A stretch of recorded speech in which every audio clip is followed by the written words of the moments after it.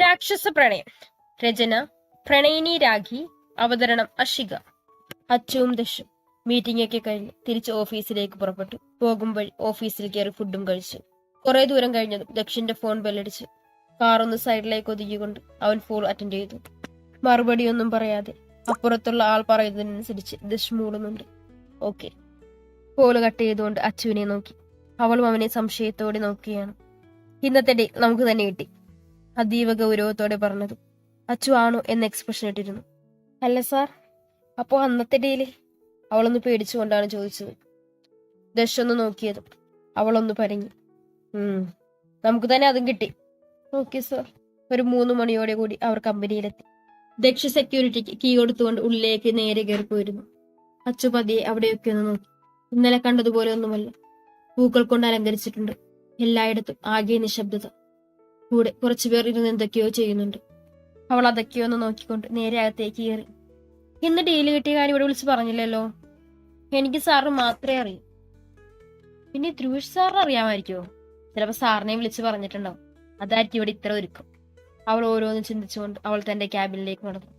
കുറച്ചു മണിക്കൂർ കഴിഞ്ഞതും എല്ലാവരോടും മീറ്റിംഗ് ഹാളിലേക്ക് വരാൻ പറഞ്ഞു. അച്ചുവും അങ്ങോട്ട് ചെന്നതും എല്ലാ സ്റ്റാഫും എത്തിയിട്ടുണ്ട്.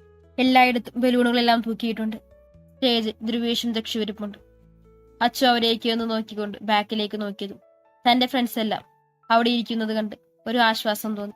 അവർ അവിടേക്ക് നടക്കാൻ തുനിഞ്ഞതും ദക്ഷു വിളിച്ചു, Ahalya, come and sit here. സ്റ്റേജിൽ ഒരു കസേരയിൽ ചൂണ്ടിക്കാണിച്ചുകൊണ്ട് അവൻ പറഞ്ഞു. പേടിയുണ്ടെങ്കിലും അവൾ അവിടേക്ക് കയറിയിരുന്നു. ധ്രുവിഷിന്റെയും ദക്ഷിന്റെയും ഇടയിലുള്ള കസേരയിലാണ് ഇരിക്കുന്നത്. രണ്ടുപേരുടെ അപ്പുറം ഇപ്പുറമായി ഇരിക്കുന്നതിൽ അതിന്റെ ടെൻഷനുണ്ട്. ധ്രുവിഷ് തന്നെ എഴുന്നേറ്റ് സംസാരിക്കാൻ തുടങ്ങി. നമ്മളിവിടെ കൂടിയിരിക്കുന്നത് 2 സന്തോഷ വാർത്ത പറയാനാണ്. ഒന്ന്, നമുക്ക് തന്നെ അടിയിൽ കിട്ടിയിരിക്കുകയാണ്. എല്ലാ സ്റ്റാഫുകളും കൈയടിച്ചുകൊണ്ട് തങ്ങളുടെ സന്തോഷം അറിയിച്ചു. ആൻഡ് സെക്കൻഡ് വൺ, നിങ്ങൾക്കറിയാം, നമ്മുടെ അഹല്യയ്ക്ക് ബികോം ഫസ്റ്റ് റാങ്ക് കിട്ടിയിരിക്കുകയാണ്. എല്ലാവരും അതിന് കൈയടിച്ചെങ്കിലും ചിലരുടെ മുഖത്ത് നീരസം എടുത്തു കാണിക്കുന്നു. അവിടെ ഇവിടെ മുറുമുറുപ്പുകൾ കേട്ടു തുടങ്ങി. എല്ലാവരുടെയും ശബ്ദമുയർന്നു. ദക്ഷ സംസാരിച്ചു തുടങ്ങി. Silence please. അവന്റെ ഒരൊറ്റ അലർച്ചയിൽ എല്ലാവരും ഡീസന്റായി. ഈ പാർട്ടിയിൽ പങ്കെടുക്കാൻ നിങ്ങൾക്ക് താല്പര്യമില്ലെങ്കിൽ നിങ്ങൾക്ക് പുറത്തു പോകാം. അവന്റെ ശബ്ദം അവിടെ ആകെ നിശബ്ദമാക്കി. അഹല്യയ്ക്ക് മൊമെന്റോ കൊടുക്കാനായി ദക്ഷ് സാറിനെ ക്ഷണിക്കുകയാണ്. അഹല്യയ്ക്ക് മൊമെന്റോ കൊടുത്തതിനു ശേഷം ഫംഗ്ഷൻ പിരിച്ചുവിട്ടു. എന്നാൽ ഇത് ചിലർക്ക് അവളോടുള്ള പകയ്ക്ക് കാരണമായി. എല്ലാവരും ഫുഡൊക്കെ കഴിച്ച് പിരിയാം. ഇത് നമുക്ക് വർക്കൊന്നുമില്ല, ദക്ഷ് അനൗൺസ് ചെയ്തു. ഓ പിന്നെ 6 മണിയായപ്പോൾ അയാളുടെ ഒരു വർക്ക്. ഐഷു ദേഷ്യത്തോടെ പിറുപിറു. എന്താടി ഒറ്റക്ക് പിച്ചുമ്പയും പറയുന്നേ? ഐഷു സംസാരിക്കുന്നത് കണ്ട ഗീത് ചോദിച്ചു. ഒന്നുമില്ലടി, വാ, എനിക്ക് വിശക്കുന്നു. നമുക്ക് അച്ചുവിനെ വിളിച്ച് കഴിക്കാൻ പോകാം. എന്നിട്ട് വേണം ഫ്ലാറ്റിൽ പോയി ഒന്ന് നടുന്നു വർത്താൻ. എന്നാ വാ, നമുക്ക് മനുവിനെയും കിച്ചുവിനെയും കാർത്തിനെയും വിളിച്ച് കഴിക്കാൻ പോകാം. ഫംഗ്ഷനൊക്കെ കഴിഞ്ഞ് എല്ലാവരും ഫ്ലാറ്റിലേക്ക് തിരിച്ചെത്തി. ഐഷു ഇന്നത്തെ വർക്ക് കൊണ്ടും ഫംഗ്ഷനിലെ മുഴുവൻ ഉത്തരവാദിത്വം കൊണ്ടും ആകെ ക്ഷീണിച്ചു പോയിരുന്നു. കൂടെ ഗീതവും മറിയയും 3 കിടന്നത് മാത്രമേ ഓർമ്മയൂ. വേഗം തന്നെ ഉറങ്ങി. ഇന്ന് 4 കൂടി ഒരു മുറിയിലാണ് കിടപ്പ്. രാത്രിയായതും അച്ചുവിന് വല്ലാത്ത പരവേശം തോന്നി. തന്നെ കെട്ടിപ്പിടിച്ച് കിടക്കുന്ന ഐഷുവിന്റെ കൈകൾ എടുത്തു മാറ്റി എഴുന്നേറ്റ് റൂമിൽ ലൈറ്റിട്ട് നേരെ ഹാളിലേക്ക് നടന്നു. അവിടെ നിന്ന് നേരെ അടുക്കളയിലേക്ക് പോയി. ഫ്രിഡ്ജ് തുറന്ന് വെള്ളം കുടിച്ചുകൊണ്ടിരിക്കുമ്പോഴാണ് ആരോ പുറകിൽ കൂടെ പാസ് ചെയ്യുന്നത് പോലെ തോന്നിയത്. പക്ഷെ അവൾ അത് തന്റെ തോന്നലായിരിക്കുമെന്ന് വിചാരിച്ചു. ഒന്നുകൂടെ വെള്ളം കുടിച്ചത് ഹാളിലെ ലൈറ്റ്സ് എല്ലാം പെട്ടെന്ന് ഓഫായി. അവളൊന്ന് പേടിച്ച് ചുറ്റും നോക്കി. അടുക്കളയിൽ ലൈറ്റുണ്ട്, അപ്പൊ കറണ്ട് പോയതല്ല. പെട്ടെന്ന് ആരോ പുറകിൽ കൂടെ പോയതും അച്ചു ഉറപ്പിച്ചു തനിക്ക് പുറകിൽ ആരോ ഉണ്ടെന്ന്. പെട്ടെന്നാണ് അടുക്കളയിലെ ലൈറ്റ് ഓഫ് ആയത്. ആരാ? പേടിച്ച് വിറച്ചുകൊണ്ട് അവൾ ചോദിച്ചു. വേഗം തന്നെ തന്റെ ഫോൺ തിരഞ്ഞതും കണ്ടിരുന്നില്ല. പിന്നീടാണ് ഫോൺ ഹാളിലാണെന്നുള്ള കാര്യം അവൾക്ക് ഓർമ്മ വന്നത്.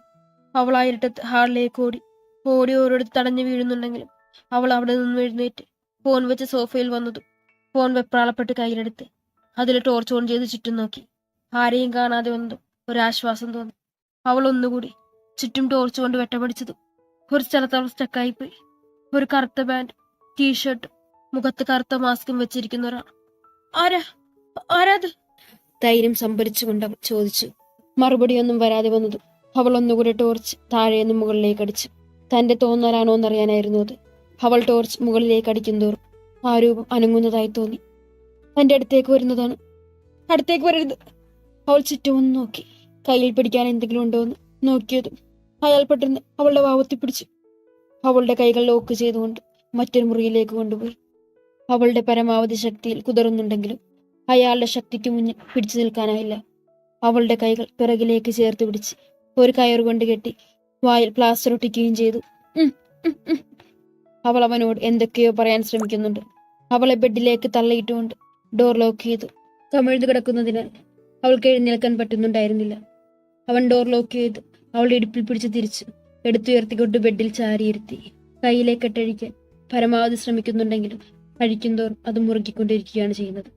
നീ അതഴിക്കാൻ നോക്കണ്ട ബാർബി ഗേൾ. അത്രയും നേരം എങ്ങനെ കെട്ടഴിക്കുമെന്ന് വിചാരിച്ചു നിന്നവൾ അവന്റെ ബാർബി ഗേൾ എന്ന വിളിയിൽ ഞെട്ടിവിറച്ചുപോയി. അവൾ അതേ ഭയത്തോടെ തന്നെ അവനെ നോക്കി. ഹേ, ഡോൺ പാനിക്. ഞാൻ നിന്നെ ഒന്നും ചെയ്യില്ല. ഒരു ഗിഫ്റ്റ് തരാൻ വേണ്ടി വന്നതല്ലേ, അത് തന്നിട്ട് ഞാൻ പൊക്കോളാം. Okay my dear. തല വെട്ടിച്ചുകൊണ്ട് അവൾ എന്തൊക്കെയോ പറയാൻ ശ്രമിക്കുന്നുണ്ട്. സോറി മൈ ഡിയർ, എന്റെ ഗിഫ്റ്റ് തരുന്നത് വരെ നീ ഇങ്ങനെ തന്നെ ഇരിക്കണം. കാരണം എന്താണെന്നറിയോ? അവളുടെ മുഖത്തേക്ക് മുഖമടുപ്പിച്ചുകൊണ്ട് അവൻ ചോദിച്ചു. അവൾ ഭയന്നുകൊണ്ട് പിറകിലേക്ക് ചാഞ്ഞു. കയ്യിലെ ഒരു ഗോൾഡൻ കമ്മൽ പോലെ ഇരിക്കുന്ന ഒരു സാധനം അവൻ അതെടുത്ത് അവളെ കാണിച്ചു. അച്ചു ഒന്നും മനസ്സിലാകാതെ അവനെയും കയ്യിലിരിക്കുന്നതിനെയും മാറി മാറി നോക്കി. ഒന്നും മനസ്സിലായില്ലല്ലേ ബാർബി ഗേൾ? അവളില്ലെന്ന് ചുമൽ കൂച്ചി. പേടിക്കണ്ട, ഞാൻ പറഞ്ഞുതരാം. This is naval ring. അവൻ അവളുടെ കാലിൽ കയറിയിരുന്നുകൊണ്ട് അവൾ ഉടുത്തിരുന്ന ടീഷർട്ട് വയറുഭാഗത്തു നിന്നും ഉയർത്തി വെച്ചു. അച്ചു വേണ്ടെന്ന് തലചലിപ്പിച്ചുകൊണ്ടിരിക്കുന്നുണ്ടെങ്കിലും അവൻ തന്റെ കാലിൽ കയറിയിരിക്കുന്ന ഭാരം മൂലം ഒന്നനങ്ങാൻ പോലും സാധിക്കുന്നുണ്ടായിരുന്നില്ല. അവൾ തന്നാലാകും വിധം എതിർക്കാൻ നോക്കുന്നുണ്ട്. അവൻ തന്റെ വായുഭാഗത്തു നിന്നും അല്പം മാസ്ക് മാറ്റി അവളുടെ വയറിലേക്ക് തന്റെ ചുണ്ടുകൾ ഇഴച്ച് ഉമ്മ കൊടുക്കുകയും ചെയ്തു. അവിടെ നിന്നും പതി പൊക്കിൽ ചുഴിയെത്തിയത് അവിടെ നാവിനാലൊന്ന് തഴുകി ആഴമളക്കുകയും ചെയ്തു. ആദ്യമായി അറിയുന്ന അനുഭൂതിയിൽ അച്ചു അറിയാതെ ഒന്നും മൂളിപ്പോയി. കണ്ണുകൾ നിറഞ്ഞു. ആരെന്നു പോലും അറിയാത്തൊരാൾ തന്റെ ശരീരത്തിൽ ആധിപത്യം സ്ഥാപിച്ചിരിക്കുന്നു. തന്നെ കൊണ്ട് ഒന്നിനും സാധിക്കുന്നില്ലെന്നോർത്ത് നിറഞ്ഞ കണ്ണുകൾ ഇറക്കി അടച്ച് ഇടതുവശത്തേക്ക് ചലതിരിച്ചു പിടിച്ചു. പെട്ടെന്ന് എന്തോ കുത്തിയിറങ്ങിയതും അച്ചു അലറിപ്പോയി. അവൾ ദയനീയമായി അവനെ നോക്കി. ആ കിടപ്പിലും അവളൊന്ന് പുളഞ്ഞു. എന്തിനാ ദേവി എനിക്ക് ഈ വിധി നൽകിയത്? ആരെന്നു പോലും അറിയാത്ത ഒരാളുടെ എല്ലാ പ്രവൃത്തിക്കും നിസ്സഹായതയോടുകൂടി നോക്കി നിൽക്കേണ്ടി വരുന്നു. കണ്ണുകൾ നിറച്ചുകൊണ്ട് അവൾ അവനെ നോക്കി. അവൻ തന്റെ പ്രവൃത്തി ചെയ്തു കഴിഞ്ഞതും അവളെ ഒന്ന് നോക്കി. തന്നെ നോക്കാതെ കണ്ണുകൾ അടച്ച് തലചരിച്ചു പിടിച്ചിരിക്കുകയാണ്. കണ്ണുകൾ നിറഞ്ഞൊഴുകുന്നുണ്ട്. ഇടയ്ക്ക് ഏങ്ങലുകളും കേൾക്കാം. പതിയെ വായിലൊട്ടിച്ച് പ്ലാസ്റ്റർ മാറ്റിയത് അച്ചു അറിയാതെ ഒന്ന് എരിവൊലിച്ചു പോയി.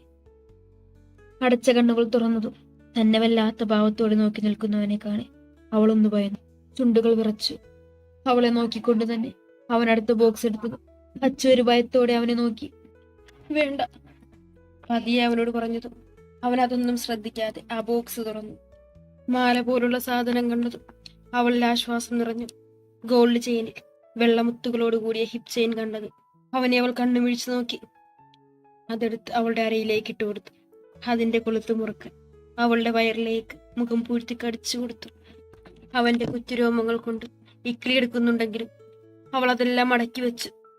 അന്ന് കണ്ടതിൽ പിന്നെ ഇന്നാണ് കാണുന്നത്. അന്നും ശബ്ദം മാത്രമേ കേട്ടിരുന്നുള്ളൂ. പക്ഷെ ഇന്നത്തെ പ്രവൃത്തിയിൽ ആളൊരു സൈക്കോയാണെന്ന് മനസ്സിലായി. ഇനി മുമ്പോട്ട് പോകുന്തോറും എന്തൊക്കെ സംഭവിക്കുമെന്നറിയില്ല. ഒന്നറിയാം, ആളെ എതിർക്കാൻ സാധിക്കില്ല. അവൻ തന്റെ മാസ്ക് നേരിയിട്ടുകൊണ്ട് അവളിൽ നിന്നും എഴുന്നേറ്റു മാറി. പുറകിൽ കെട്ടിയ കെട്ട് അഴിച്ചെടുത്തു. കെട്ടഴിച്ചതും അച്ചു കൈകൾ നിവർത്തി നോക്കി. കൈയൊക്കെ ചുവന്ന് കിടപ്പുണ്ട്. കയറല്ലെന്ന് തോന്നുന്ന ഒരുതരം പ്ലാസ്റ്റിക് പോലെ. അഴിച്ച സാധനം പോക്കറ്റിലിട്ടുകൊണ്ട് അവളോട് പറഞ്ഞു. ഇതെങ്ങാലും അഴിച്ചു മാറ്റിയ ഞാൻ ഒന്നും കൂടെ വരും. അപ്പൊ വേറെ സ്ഥലത്തായിരിക്കും കുത്തുന്നത്. അവൾ പേടിയോടെ ഇല്ലെന്ന് തലയാട്ടി. ഗുഡ്. എന്റെ ബേബികൾ അങ്ങനെയൊന്നും ചിന്തിക്കില്ലെന്ന് എനിക്കറിയാം. അവളുടെ കവളിൽ പതിയെ തട്ടിക്കൊണ്ട് ഡോർ തുറന്ന് പുറത്തേക്ക് പോയി. അവൻ പോയതും പൊട്ടിക്കരഞ്ഞുകൊണ്ട് ബെഡിലേക്ക് വീണു. എന്തിനാ ദേവി? ആരാത്? എന്തിന്? ഒരുപാട് ചോദ്യങ്ങൾ ചോദിച്ചെങ്കിലും അതിനൊന്നും ഉത്തരങ്ങളില്ലായിരുന്നു അവളുടെ കയ്യിൽ. പിന്നീട് എപ്പോഴും കരഞ്ഞു കരഞ്ഞു ഉറങ്ങിപ്പോയി.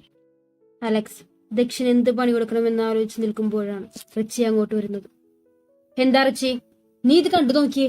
അലക്സിന്റെ മുന്നിലേക്ക് ലാപ്ടോപ്പ് എടുത്തു വെച്ചുകൊണ്ട് ഒരു വീഡിയോ പ്ലേ ചെയ്ത് കാണിച്ചു. അലക്സിന് അത് കാണും തോറും തന്റെ കണ്ണുകൾ ചുവന്നു വന്നു. സത്യ തന്റെ ഫോണിൽ വീഡിയോ എടുക്കുന്ന ദൃശ്യമാണ് റിച്ചി കാണിച്ചു കൊടുക്കുന്നത്. ഇതെപ്പോൾ 3 ദിവസമായി. അവന്റെ പുറകെ നമ്മുടെ ആളുകൾ എപ്പോഴും ഉണ്ടായിരിക്കണം. അവൻ എന്ത് ചെയ്യുന്നു എല്ലാം അറിഞ്ഞിരിക്കണം. പിന്നെ അവന്റെ കയ്യിലുള്ള വീഡിയോ എടുത്തിരിക്കണം. നമുക്കെതിരെ നിൽക്കുന്നവന്റെ അവസ്ഥ ഒന്ന് കാണിച്ചു കൊടുത്തേക്ക്.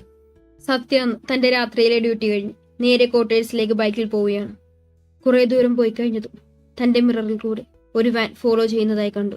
അവർക്ക് ഒതുക്കി കൊടുത്തിട്ടും കടന്നു പോകാതെ വന്നതും സത്യ ഉറപ്പിച്ചു ഇത് തനിക്കുള്ള പണിയാണെന്ന്. ഒരു വിജനമായ സ്ഥലത്തെത്തിയതും സത്യ തന്റെ ബൈക്കൊന്ന് നിർത്തി അതിൽ നിന്നും ഇറങ്ങി. സത്യ ഇറങ്ങുന്നത് കണ്ടതും വാനിനുള്ളിലെ ആളുകളും വാൻ നിർത്തി ഇറങ്ങി. അതിൽ 5ഓളം ആളുകളുണ്ടായിരുന്നു. കയ്യിൽ വടിവാളും ഇരുമ്പ് വടികളുമൊക്കെയായി അവർ മുന്നോട്ട് വന്നു. സത്യത്തിന്റെ കൈ ഒന്ന് മേലോട്ട് സ്ട്രെച്ച് ചെയ്ത് തല ഇരുവശത്തേക്കും ഒന്ന് വെട്ടിച്ച് അവരെ ഒന്ന് നോക്കി. ഒരുത്തൻ വാളുമായി സത്യയുടെ നേർക്ക് വന്നതും സത്യ ഒഴിഞ്ഞു മാറി അവന്റെ വയറിന് നോക്കി ആഞ്ഞു ചവിട്ടി.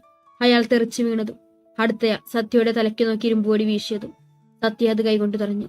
അവന്റെ മുഖത്തിനിട്ടിടിച്ചു. 5 പേരെ സത്യ അടിച്ചിട്ടു. ഇടയ്ക്ക് സത്യയുടെ മുഖത്തിനും കൈക്കൊക്കെ പരിക്കേൽക്കുന്നുണ്ട്.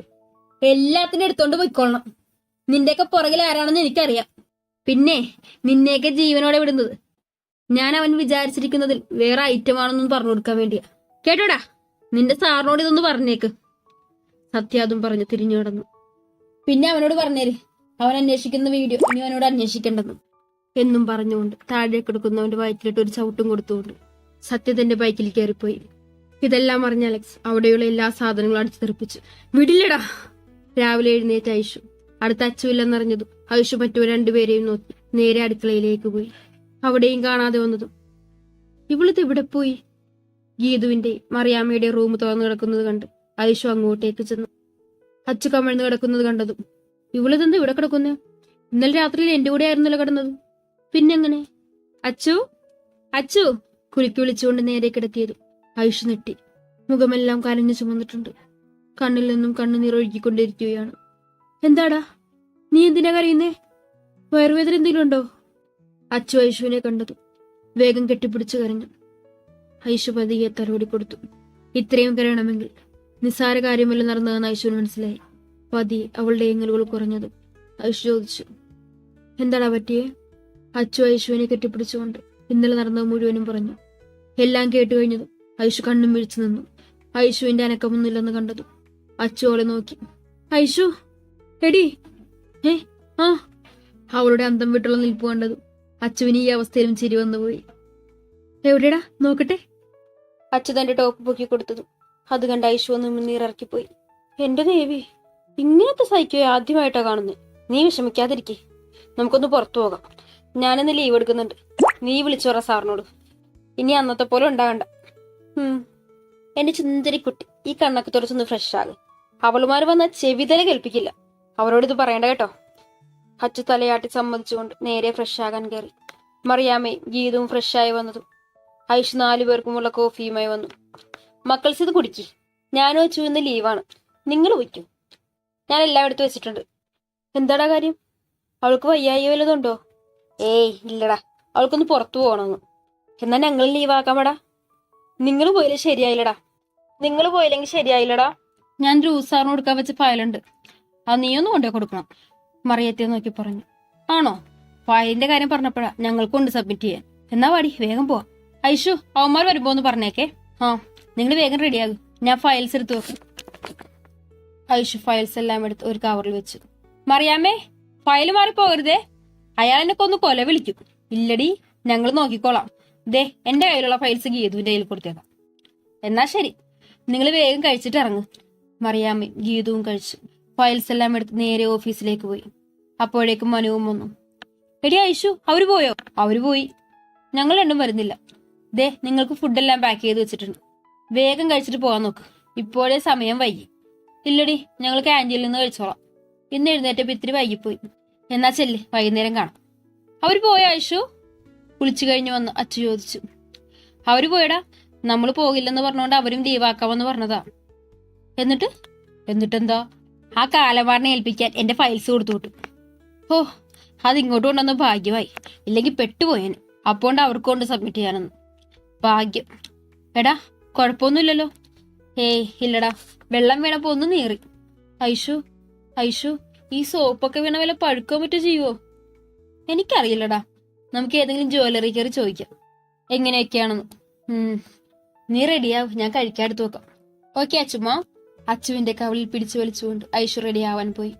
2 പേരുടെയും ലീവ് അവരവരുടെ സാറിനെ വിളിച്ചു പറഞ്ഞു. 2 സാറുമാരും ഒരുപോലെ സമ്മതിച്ചത് 2 പേരും ഞെട്ടി. പിന്നെ അതൊന്നും കാര്യമാക്കാതെ നേരെ ബീച്ചിലേക്ക് വിട്ടു.